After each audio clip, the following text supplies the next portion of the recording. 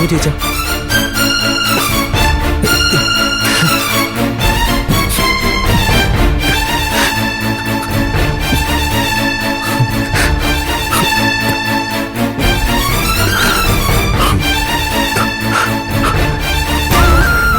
നീ എന്നോട് ക്ഷമിക്കും മോനെ.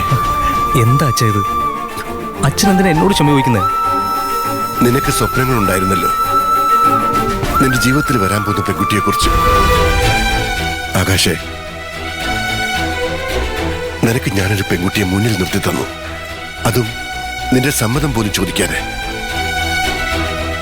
നയനെ നീ സ്വപ്നം കണ്ട് തുടങ്ങിയിട്ടുണ്ടാവൂല്ലേ?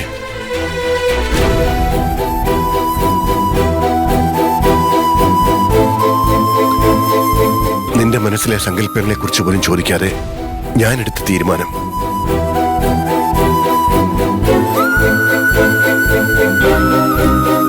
ഇപ്പൊ ഞാൻ ചാരുമോളെ കല്യാണം കഴിക്കാൻ പറഞ്ഞു, നീ അത് ചെയ്തു.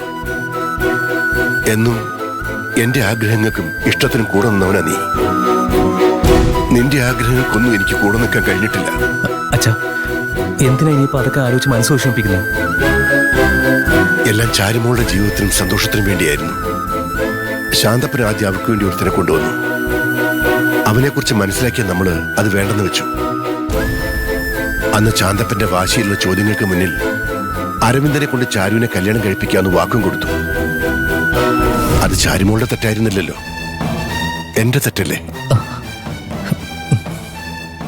അന്ന് കരയോഗക്കാരുടെ മുന്നിൽ വാക്ക് പാലിക്കാൻ പറ്റാതെ നിന്നപ്പോ അന്ന് ചാരുമോള് വന്ന് അവളാണ് കല്യാണത്തിൽ നിന്ന് പിന്മാറിയെന്നും പറഞ്ഞ് എന്റെ അഭിമാനം രക്ഷിച്ചു. അതും ചാരുമോളുടെ തെറ്റല്ലല്ലോ.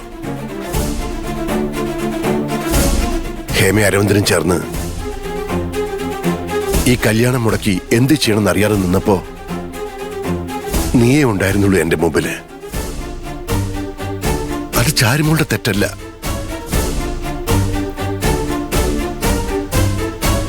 ആ സമയത്ത് ഞാൻ ചാരുമോളുടെ ജീവിതത്തെക്കുറിച്ച് മാത്രമേ ചിന്തിച്ചുള്ളൂ.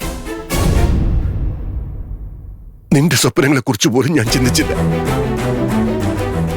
ചാരുമോൾ ഒരു തെറ്റും ചെയ്തിട്ടില്ല. അതുകൊണ്ട് നീ അവളെ വിഷമിപ്പിക്കരുത്. അച്ഛാ,